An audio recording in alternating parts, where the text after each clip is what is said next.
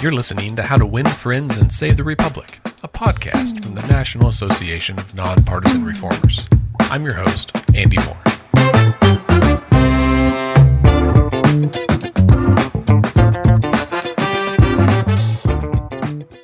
My guest today is Katherine Gale. Katherine was born and raised in rural Wisconsin and is the second of 5 children and the great-granddaughter of J.P. Gale, founder of Gale Foods. Katherine attended Notre Dame University. She later received a master's degree from the Catholic University of America and an MBA from the Kellogg School of Management at Northwestern University.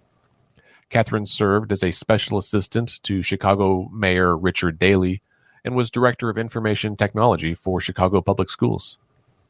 While in Chicago, she became acquainted with then State Senator Barack Obama and worked on his 2008 election campaign and was later appointed to a federal post that promotes U.S. foreign policy and supports American businesses in developing nations. In 2011, Katherine took over as CEO of Gale Foods. 4 years later, though, the family decided to sell the business, and Katherine was able to fully devote her time to saving our republic. She's a published author, an accomplished speaker, and the founder of the Institute for Political Innovation, all of which we'll talk more about in this episode. But now, welcome to the podcast, Katherine Gale. Andy, thank you. I'm so happy to be talking to you today. I'm a big fan of Nanner, and that makes me a big fan of yours. Well, thank you very much. Katherine, as you know, we like to start each episode by learning a bit more about our guests and really how you come to this work. We'll talk more about your professional life and your career path here in just a minute, but I think our listeners would like to know, when you were growing up, was politics important or even discussed in your home? Like, did you come from a family that prioritized civic engagement? Yes, I absolutely grew up talking about politics. I grew up as a Republican. By high school, I decided I was a libertarian Republican, but definitely a Republican. Definitely grew up focused on the fiscal situation of the country. That was my father's, main concern and issue. And I actually just found like an invitation to the GOP fundraising sort of extravaganza dinner that I went to in, I think it was about 1983.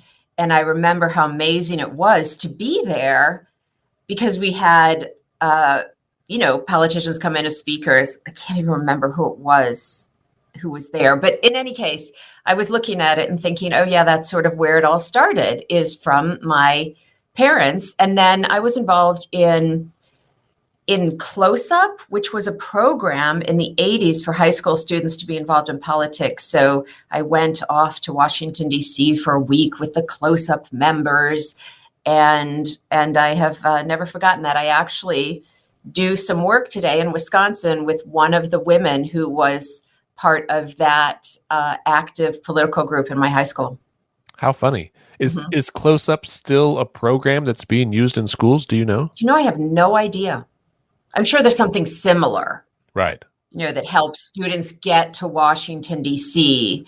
to see in the flesh what they talk about in their politics classes. Right.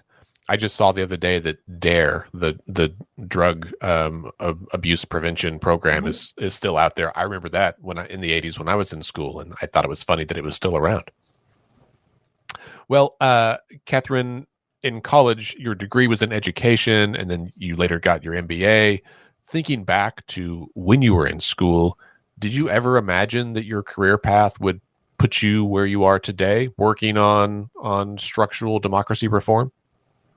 Actually, my undergraduate degree, I have a master's degree in education, but my undergraduate degree was in government and French. And then right after college, I moved to Washington, D.C.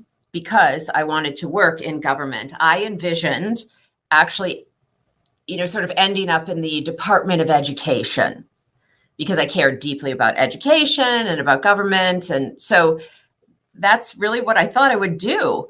And in fact, my career in business was what was the surprise. And that comes from things that happen in your personal life. So for me, it was from a tragedy, really. My mother died when she was 46 and I was 23. And my brother, my youngest brother, was only 11 years old. And so there were 5 kids and 4 of us were, much older than the 11-year-old. And we had all been raised in this very close family and by my mother being there every day as my father was at his company. And so I moved back from Washington, D.C. to Wisconsin to live with my father because we collectively as a family did not want my brother to be raised by someone who was being paid, shall we say, to raise him. Which, by the way, I have nannies, now who help me because I'm a single parent. So that's all good too. But at the time, it just meant a lot to us to take care of him as a family. And I was not the only person in my family who participated. My sister, for example, spent her summers taking care of him because I continued working. In any case, so I moved back to take care of my 11-year-old brother with my father. And what I discovered right away is that childcare and the ability to work were quite some problems, which is to say I still needed to work, but I needed flexibility to do the carpool and to show up here for this conference, whatever, and there weren't jobs for that. So I started working for my family's company so I could have a great job that was difficult and challenging and substantive while still having flexibility to raise my brother. And then I discovered that I loved business. I loved it. And I would never have looked at business because what I cared about were the issues and the quality of life for people and the things that I thought of as being the purview of federal and state and local governments.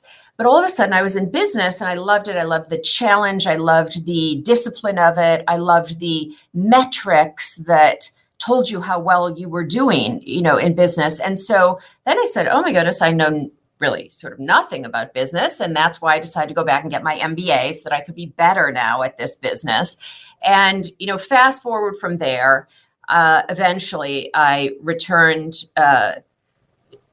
to this company. I spent some time, for example, you said at Mayor Daley's office. So I went a little bit in and out of the private and public sectors. I was at Chicago Public Schools, going back to education again.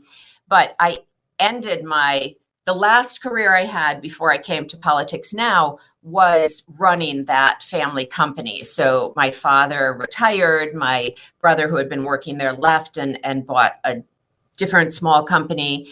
And I came in and executed a turnaround. The company had gone in a very, very difficult direction. So I was there for 7 years running that company and managing the turnaround, which was quite successful. And then one of the main reasons why I chose to sell it was so that I could do this work full time. And one last thing, and then I'll give it back to you, Andy, is that if I had not gone into business and learned everything I know about business, I would have never had the epiphanies, the insights, this view that I have of politics being an industry and being a uniquely anti-competitive industry, and that being a way to look at the root cause of our problems, that it's a competition and a systems problem. And if I had spent all of my career in government, education, politics, for example, I wouldn't have actually figured that out. So I've loved my career, and it also is exactly what led me to do the work I do today. That's such a fascinating example of how, your interests and your passions weave in and out of whatever position or job you found yourself in kind of throughout your life to get you to where you are today. And you know what you just brought up for me though, Andy, which I think is interesting, is the policy problem, in a sense, that I was confronting as a 23-year-old, when I was now, moving home to raise my brother, that I couldn't raise him and have a really substantive job in any easy kind of fashion, has not been solved. 32 years later, I hate to say 32 years later, but indeed it is. Yeah, no, and it's still being talked about Mhm. every day, right? Like this is still headline news. I'm a big fan of watching The West Wing, and which also aired, roughly 20-ish years ago. And it's amazing how many issues confronted in that show are still being discussed today and not yet solved. Where it's like, well, we knew about it enough to put it in Hollywood. Why haven't we fixed it yet? Yes, good point. We're going to take a quick break, and we'll be right back after a word from some of our sponsors. If you're interested in learning how to win friends and save the Republic, then you should know about Reformers Unite, a new virtual networking event hosted by NANNER, the National Association of Nonpartisan Reformers. Each month, NANNER sets aside a couple of hours solely dedicated to helping our members share updates about their organizations and to build deeper connections between NANNER members throughout the country. Reformers Unite happens on Fridays and is only available to NANNER members.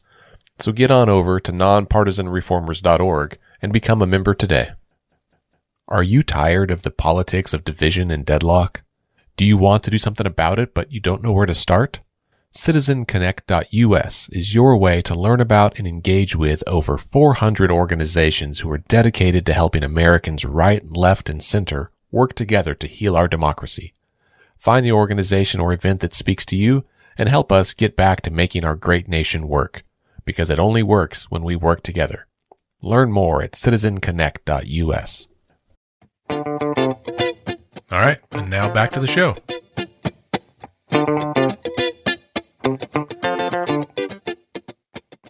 We have some similarities in our path here that I started out in the nonprofit sector and worked in healthcare administration. And through that experience, saw a lot of people with a ton of heart, but they didn't have some of the business acumen they needed to really make the impact they were looking for. They were constantly struggling with like the administrative and fiscal side of running their nonprofit because they were all heart. And so that drove me to go get my MBA as well, so that I could walk in both worlds and help connect, the entrepreneurship and the startup mentality that I've always been drawn to and was educated with, and help people use that and implement it in their organizations so that people could think, I guess, a little more entrepreneurial or a little more innovative, to use a word that we'll talk a lot about, and their approach to things. And so to see, when I first saw your article from, I think 2017 with Michael Porter, who's the Yes. Harvard Business School professor and economist, that I was like, well, this is it. This is exactly the right approach, because I think we are all guilty of getting stuck in our ways, right? There's a perpetual motion that keeps things kind of moving in this rut. And for a country that's 250 years old, we need some innovation, right? If we're going to move on for the next 250 years. So maybe could you tell us a little bit about how you met Michael Porter and how that first article came about? Michael Porter was a friend of mine, and he was working with me on my company strategy. So how fortunate was I to have this, 350 person company, $250 million in sales, and yet have the person who invented, he's the father of modern corporate strategy, actually do my classic company strategy project as a consultant with me. So we were doing that and using the 5 forces model, which people got their MBAs will be familiar with. It's just a way of looking at what's going on in an industry and where the power and where the profits and the value are in an industry. And I was doing that in service of, in a sense, selling more cheese sauce, which was our main product, one of them. And then at the same time, because I was already deeply engaged in and disaffected with the current political system, I was running a parallel analysis in my head. So if you sort of picture it this way, I'll take it to the granular. We would be in the room, and I had several people in my executive team doing the strategy process with us, but they were not all familiar with five forces, right? They didn't all have their MBAs, et cetera. So Michael would give a little primer lesson on, each of these five forces, the customers or the barriers to entry, et cetera. And so because I was already super familiar with it, it's not that I wasn't listening to him. I had time to sort of let my mind wander. So while that would be happening, I was over here thinking, oh my goodness, customers. The customers in politics have no power, most of them, which is to say, general election voters' votes mean virtually nothing. The customers that have power are this small subset of customers that one could say are party primary voters, special interests, donors. Those customers have some power, but general election voters have no power. And then we would talk about barriers to entry, and I'd say, and my head would be like, oh my goodness, there are huge barriers to entry in this industry. Like in any other industry, if there were only two competitors and 90% of customers were dissatisfied, then an entrepreneur, and by the way, and the industry was doing well, which is to say there's a lot of money and power in the industry, then an entrepreneur would come in and say, well, I'm going to create a new competitor responding to what customers want.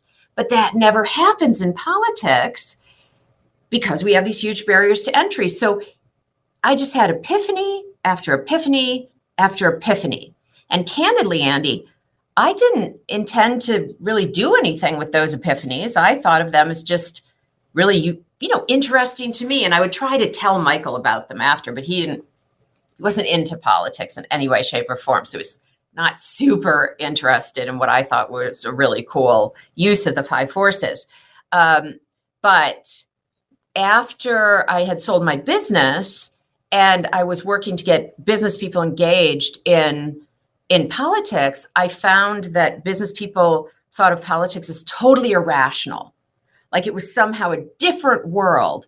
And I determined that I needed to use the five forces analysis to create a business case for investment because business people were missing in action because they just didn't see it. They sort of were like, I wish I could do something there, but since I have no idea, to use your words, how to fix this, I'll just keep my focus over here in the business where it seems a bit more rational to me. And once we made it rational and explained that it's the same kind of systems create incentives that drive behavior, that drive results, then we could show where we could intervene in that system. And it was just much more compelling. And that was the audience. And now, finally answering your question, I said, wow, you know what? This is going to be a stretch for me to write this, given that I'm not a five forces expert. I'm not an economist. I'm not a competition expert. And I'm also not a political expert. So I asked Michael Porter to join me as the co-author because five forces had never been used to look at politics before. Now, that took some convincing because, as I already alluded to, it was not something that initially resonated for him. And my first, it was actually quite helpful to my development of the ideas to really just convince Michael to join. And he did. And over time, he actually became quite passionate about it as well. Yeah.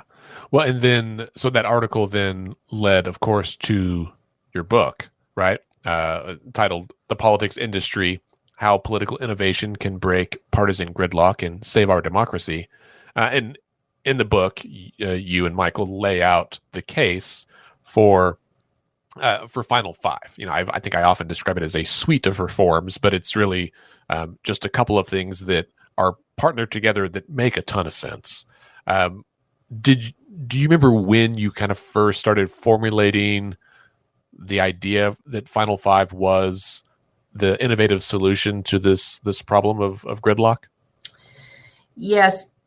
So if we look at the 2017 work, the two component pieces, actually, let's do one thing first, Andy. Let's just tell the listeners what Final Five voting is, and then I'll say how I came to think of that as the biggest point of leverage.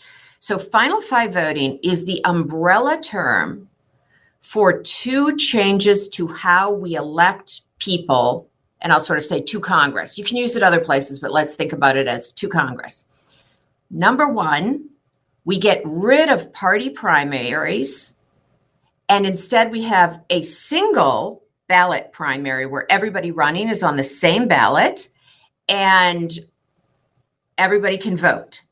Democrats, Republicans, Independent, and they're all voting on the same ballot. So you go in, you pick your favorite, polls close, count the votes, and out of this single ballot primary, the top five finishers will advance to the general election instead of what we have now, one Democrat, one Republican. So you advance the top five. Now we benefit from a dynamic, diverse debate of, between the primary and the general of these five candidates. And then the second change we make is how to determine the winner. Now, you would think that's easy, like, oh, well, whoever has the most votes. But it turns out that we can't do it that way, because now that we have the benefits of five, if you let whoever had the most votes win, you could, from time to time, have someone win with, for example, as little as 21% if the votes split relatively equally five ways. And that would not represent necessarily the views of the majority of that general election voting population. So instead, we require a majority winner, and for that we use instant runoff voting, where it's just like a series of physical runoffs, but instead of having to keep coming back for another election, you cast all your votes at once. Many of your listeners will know of that as ranked choice voting. But we call it instant runoff voting. So final five voting is a combination of top five primaries and instant runoff voting general elections. Now, how I came to that, it did take a little time. In 2017, I had multiple recommendations in the actions, and I believed at the time that I had curated them, that it was down to like the most important things. And then I discovered, which I should have already known, given that I was in business, that I rediscovered, shall I say, that strategy is about choosing what not to do. So yes, there are lots of things we should do. And there are lots of enormously important endeavors that people are working on and should continue to work on, by the way. Not everybody should be doing final five voting because other things need to happen as well. But it became clear to me over time that the final five voting piece was the sine qua non of political change, which is to say, if we do not change how we hire our representatives, our senators and congresspeople, and how we incent them to keep their jobs and get promoted, then we are going to keep getting exactly what we're getting. Because as we all know, in our own jobs and organizations, you get what you incent. And our current election system means that we effectively say to people that if you in Congress do what really needs doing, which is to deal powerfully with complex trade-offs on the difficult issues we have to solve, we say if you do that and have success in doing that and reach a sustainable solution, which would mean a bipartisan solution, you're going to lose your job because you are going to get primaried in your next party primary. And the only thing that party primary voters on both sides agree on is that the people they hire should not, under any circumstances, work with the other side. They should not, under any circumstances, deal with trade-offs. Here's the best way of looking at that. What do I mean by trade-off?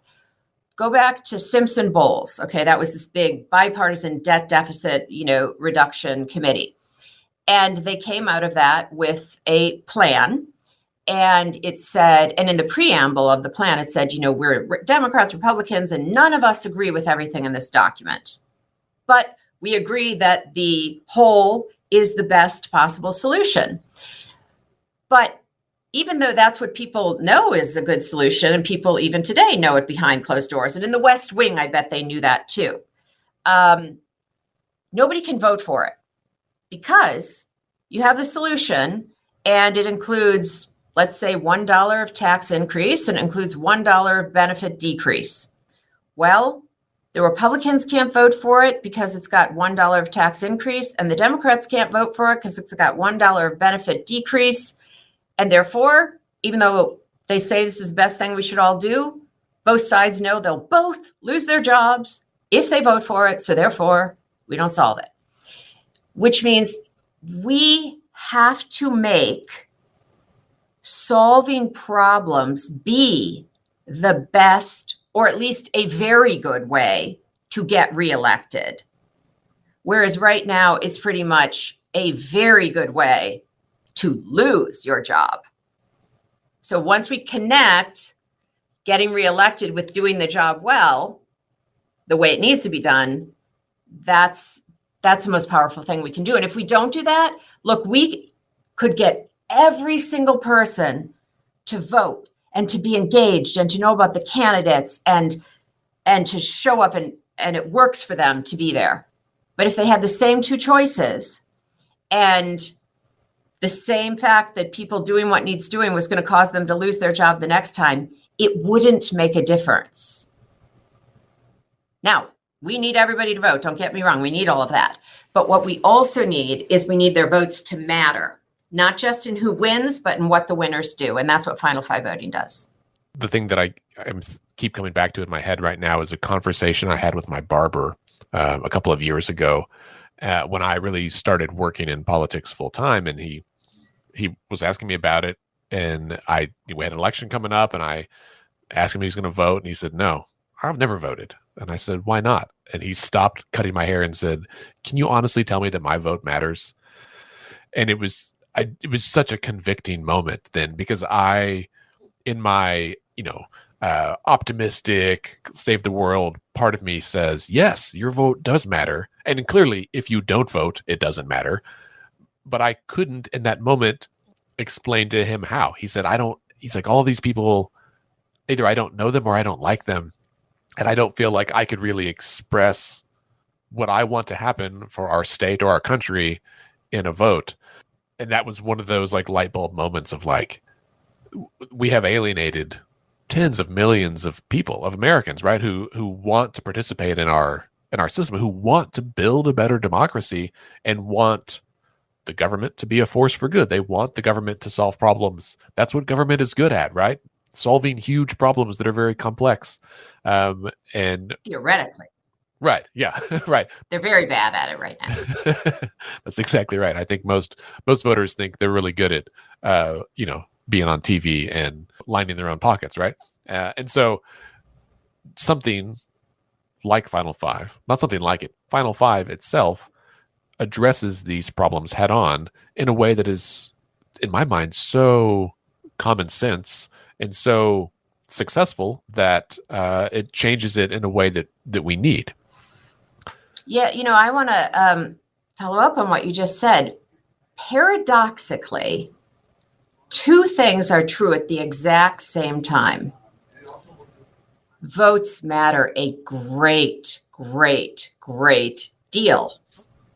And I saw that when I was at the mayor's office, Mayor Daley's office. Votes and how you were going to win and keep your job mattered entirely.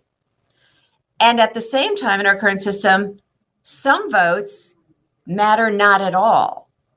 So what we really have is a situation where votes totally matter, but only some people's votes matter.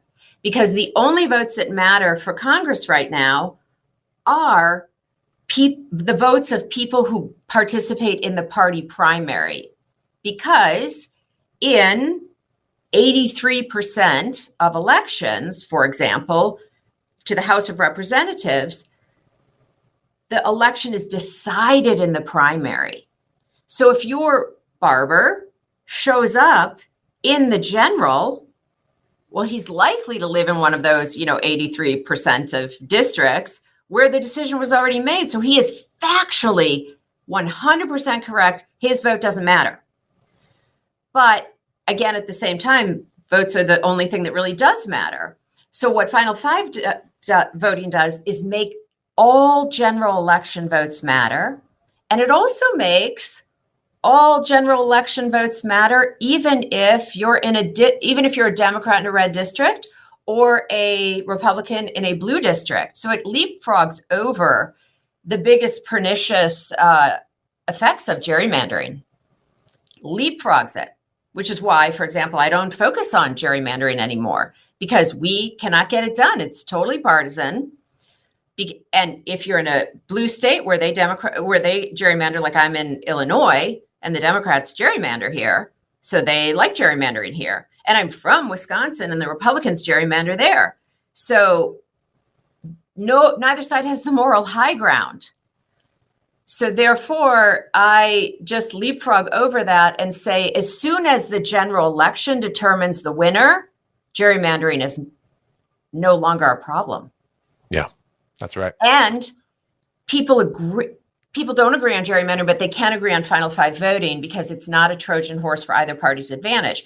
Clearly, systemically, long-term, nonpartisan redistricting, if you really could do such a thing, which turns out to be hard, would not be a Trojan horse for one side's advantage. But effectively, in any individual state right now where they change it, it is definitely hurting one side more than the other. Whereas Final Five voting at any state you put it in is not hurting one side more than the other. So that means we can agree on it. I'd like to use one tangible example to talk through an election scenario with you before we wrap up for today. And that is what is shaping up to be a fairly competitive, I think, Oklahoma governor's race, right? So this is not a race that's going to get national attention, but it matters to me because I live here. And I recently led a book club when we read your book, and we talked through this at the end. And this is somewhat just to make sure that I was correct in my interpretation of it. So we have a Republican governor who's the incumbent. He's running for re-election, fairly popular. He is being challenged by there's a libertarian candidate. There's two Democratic candidates right now, and then someone else that's a more conservative Republican. So 5 candidates: 2 Republicans, 2 Democrats, and a libertarian. One of the Democratic candidates is the state superintendent of public education, who has been a Republican, ran as Republican, got elected 2 terms in her role as a Republican, but saw that she might not be able to win the primary against the incumbent governor and a more conservative, so she switched parties to the Democratic Party. But she's not going to out-liberal the other Democratic candidate. And voters are, from both parties are like, man, what do I do? Because I want to make sure that in many cases, the person they like most is in the other team's primary. Or if you're an independent voter like me, you can't vote in the Republican primary. You can in the Democratic. We have a partially open primary system. And so under Final Five, just to kind of simplify all of this, which I guess already is making the case for Final Five, but to simplify it, all those candidates would be on the ballot in the primary. Their party affiliation might be listed, but regardless of your affiliation as a voter, you can vote for whomever you like. So right now there's 5 candidates, which I guess makes it easy for Final Five. But let's say there's some time. Some other folks might join the race. So let's say we end up with 7 candidates for governor, which is not beyond the possibility. Then the top 5 vote getters in the primary would advance to the general, and then you'd get to vote and rank your preference. You can, if you like one, just vote for that one.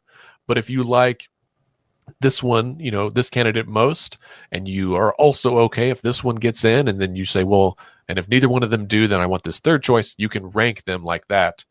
And then when the votes are tabulated, you as a voter are assured that your vote actually matters. Is that a correct explanation of how it would work in a real world scenario? Yeah, that's exactly the case. General election voters, which is when you're going to get, let's say, 60% turnout, would have 5 real choices, and they don't have to just pick the lesser of 2 evils. And the winner would not be determined. It sounds like it might be competitive no matter what for the governor in Oklahoma, but a lot of times in many states, that even though there's a Democrat running, that, the Republican's going to win, or, vice versa. And so in Final Five, it would always come down to November, which is, the right time. Now, let me say one thing. Final Five voting does not turn red districts blue or blue districts red. And if it did, that would mean there was something wrong with the system of competition, because if a district is full of conservative voters, they shouldn't accidentally elect a far left, liberal, for example. But what Final Five voting does do is elect someone who may be even the same person who gets elected now, but that person goes to Congress or goes to serve as governor with more agency, more freedom to deal with those complex problems and to find collaborative solutions and still see a path to re-election for themselves in the future. So Final Five voting, I believe I said it before, but it's always worth repeating, is not about changing who wins, although, sometimes it will do that and different candidates can run. I mean, there's a lot that will happen, but it's not let's change who wins. It's let's change what the winners have the freedom to do, are incented to do, and on whose behalf they're doing it, which will now be on behalf of general election voters instead of on behalf of only party primary voters, special interests, and donors. So that's the power of this, and you explained it very well. And if I could say, can I say something else before we close, Andy? Yeah, of course. Going back to your barber, and by the way, I was at the doctor this morning. I had the same conversation with my ultrasound technician. I talk about it all the time if I can. And she's ordering the book.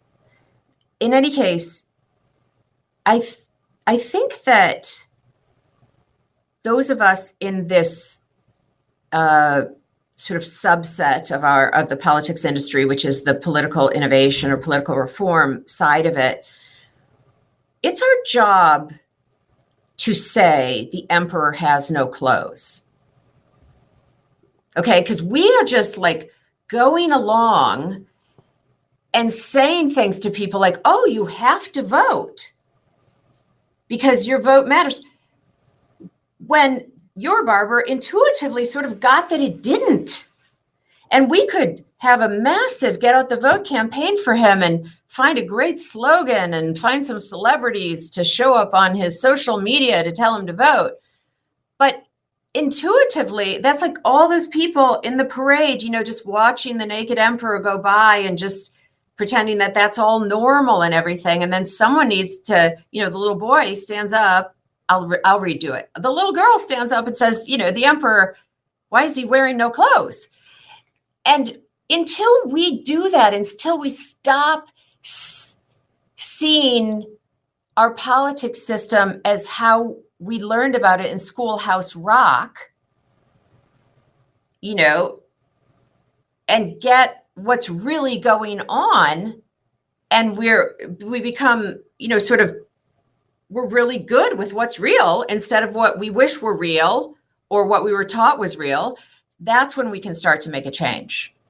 So one thing I will say is the emperor has no clothes in terms of our systems and the rules we've made up. The emperor has a lot of clothes. I don't know if this metaphor really works, but in terms of our Constitution and America and the promise of America and the democracy that we have created here, and what our Constitution gives us the ability and responsibility to continue creating, that is sound.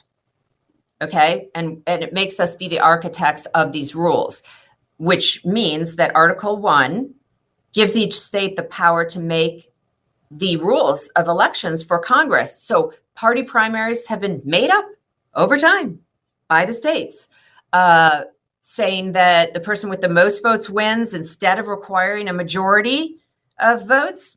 That's been made up by the states. And the Constitution says nothing about those things, and gives that power to the states, which is why now we all need to work in our states to change the rules of how we hire and rehire our representatives so that their success is tied to the success of the lives of their constituents. I think that's a great place to end.